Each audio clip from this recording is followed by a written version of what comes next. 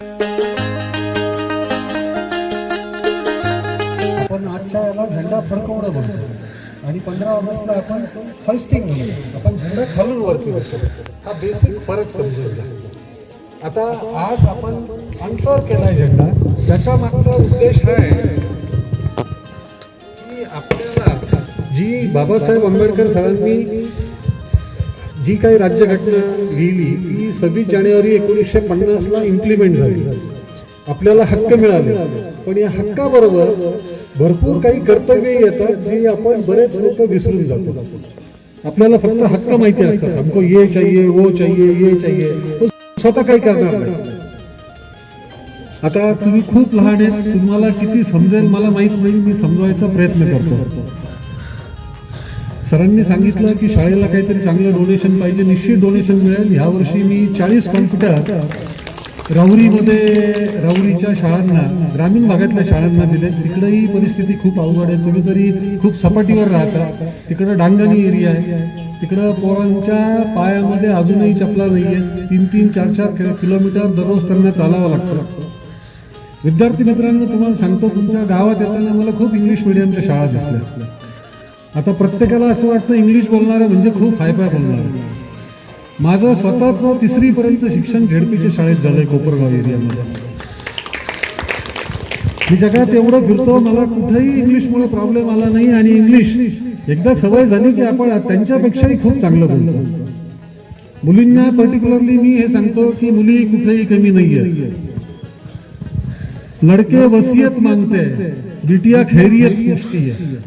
मुली अतिशय चांगलं काम करतात. मला स्वतःला 3 मुली आहेत. माझी मोठी मुलगी ही डाय डिझायनिंगचं काम करते आणि 2 कंपन्या पाहते. तिचा टर्नओव्हर 40 कोटी आहे. 2 नंबरची मुलगी 23 वर्षाची आहे, ती काजूची फॅक्टरी पाहते. तिने स्वतः टाकली आहे. 7.5 कोटी तिने स्वतः लोन घेतलंय, माझी मदत न घेता. सगळ्यात इम्पॉर्टंट तर शाळेमध्ये जे शिक्षण मिळतं ते ब्रिटिशकालीन शिक्षण आहे. प्रत्येक जण हा विचार करतो की मला नोकरी पाहिजे. सगळ्यात पहिल्यांदा हा विचार करा, मला कलेक्टरही व्हायचं नाही, मला कलेक्टरचा बाप व्हायचा आहे, मी माझा धंदा करणार. आता गावच्या लेवलला आपण पाहिलं की सकाळी आई गोठ्याचं सगळं काम पाहते, दूध काढतात, वडील दूध घेऊन जातात, त्याच्यावर नॉर्मली आपलं घर चालतं. पण आपण हा विचार नाही करत की गावात मिळणारा 3 रुपयाचा चहा घरामध्ये 1 रुपयाला बनतो. आपण फॅन खाली बसलो की त्या चहाची किंमत 10 रुपये होते आणि कॉफी काठुड्याला गेलं की 80 रुपये होते. तुमच्या आजूबाजूला तुम्ही नीट बारकाईनं पहा. आपण सीताफळाचं उदाहरण घेऊ. सीताफळातल्या ज्या बिया आहेत त्याचा जर आपण पावडर केली तर ती स्प्रे म्हणून, जंतुनाशक म्हणून, कीटकनाशक म्हणून आपण झाडांवर फवारू शकतो. आपल्या डोक्यातल्या उवा, आता तुम्हाला उवा माहित नसतील, आमच्या वेळेस उवा होत्या, उवा मारण्यासाठी ती पावडर शिकेकाईमध्ये मिक्स केली जाते. सीताफळाचा जो पल्प आहे तो पल्प 200 रुपये किलो जातो. आपण सीताफळ रबडी घेतो लग्नांमध्ये, त्या आचार्याला विचारून पहा ही किती रुपयांनी तो आली. 200 रुपये किलोने ती मिळते. 52% सीताफळाचा घर असतो, त्याच्यावरती काम करा. तुम्ही बटाटा घेता, चिप्स सगळ्यांना आवडतात ना, किती रुपये किलो? 800 रुपये किलो चिप्स पडतात. एका त्या रॅपरवर पहा 5 ग्रॅमची चिप्सची किंमत किती असते, 10 रुपये. कॅल्क्युलेट करा. व्हॅल्यू ॲडिशन केलं तर खूप पैसे आहेत. आपल्या आजूबाजूला पाहिलं तर कशात काय करू शकतो. आंब्याचं झाड आहे, लोणचं आजी करते, ती कशी करते पहा. लोणच्यातनं मोठा धंदा होऊ शकतो.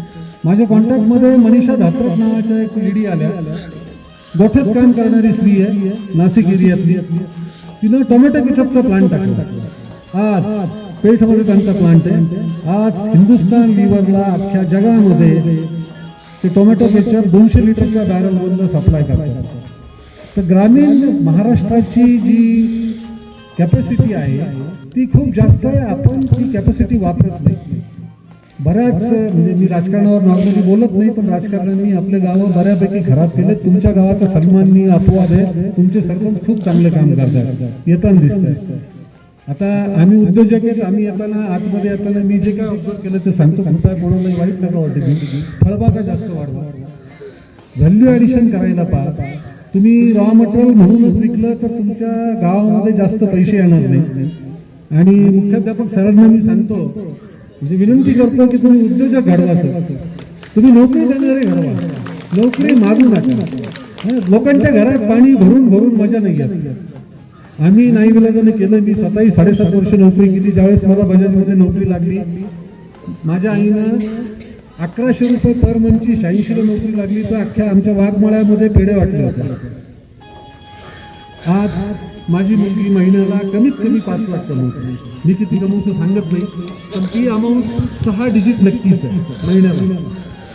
तर तुम्ही सर्वांनी हाच विचार केला पाहिजे की मी आपल्या आजूबाजूच्या गोष्टींमधनं व्हॅल्यू ॲडिशन कशी करू शकतो.